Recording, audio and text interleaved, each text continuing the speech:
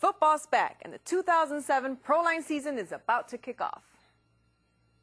The sporting world's premier website, JimFeist.net, presents America's longest-running pregame show, direct from Las Vegas, Proline, featuring Jim Feist, who started the 2006 season with 4 straight College Game of the Year winners and has his Mismatch of the Year available free as part of a 3-day offer. Dave Koken, who finished the preseason on a 10-2 run, including his Game of the Year with the Titans, and releases his September Game of the Month today.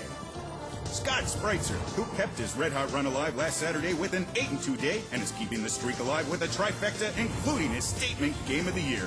Glenn McGrew, who nailed 75% of his releases in college football last weekend and has a free triple header of big games available over the next 2 days. Bob Donahue, who is starting the 2007 season off with 5 big games covering the entire weekend of football, plus a special TV release as Penn State battles Notre Dame. Roz Warby, the newest addition to the Proline panel and a longtime member of the Jim Feist poker team, who is making available her free picks weekly. And hosted by longtime national sports analyst and commentator Al Bernstein.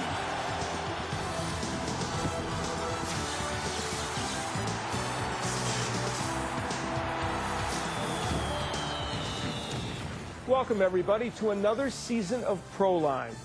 I'm Al Bernstein, delighted that you've joined us for another season of this great show. Now, some great additions here. A new set, a new cast member, although I think I'm hot too, but we may get some disagreement on that. In any case, one thing that hasn't changed is that you're going to get great opinions from our panelists, and we're going to talk about 4 football games on this show. But first, let's talk in pro football about every year it seems like there's great improvement, and sometimes teams fall back as well, don't they, Dave? Well, I think there's a couple of candidates that look like fall backers in a big way this season.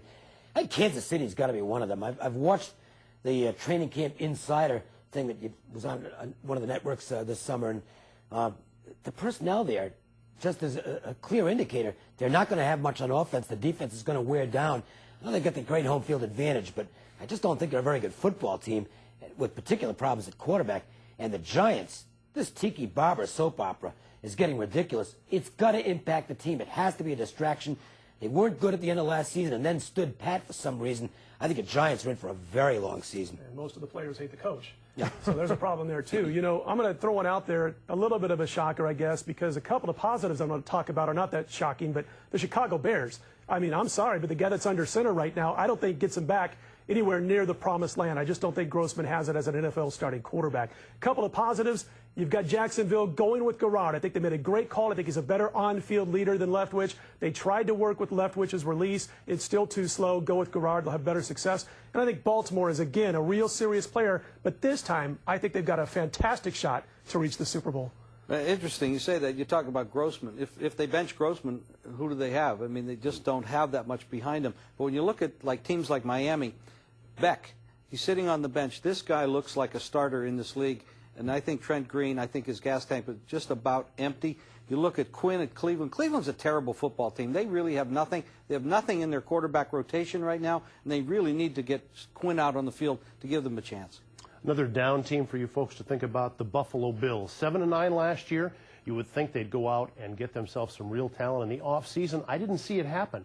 Really brought in no one, no special free agents of note, and yet they lost some real impact players, especially on the defensive side. This team may end up with 4 or 5 wins at the most. They're in a division where everybody else seemed to improve. All right, we're going to talk a little bit more about the Bills later on in the matchup. We'll also be hearing from Bob Donahue, Jeff Allen, and Roz Warby as well, so stay tuned for that. And we're going to be back with Miami and Oklahoma. Don't go anywhere.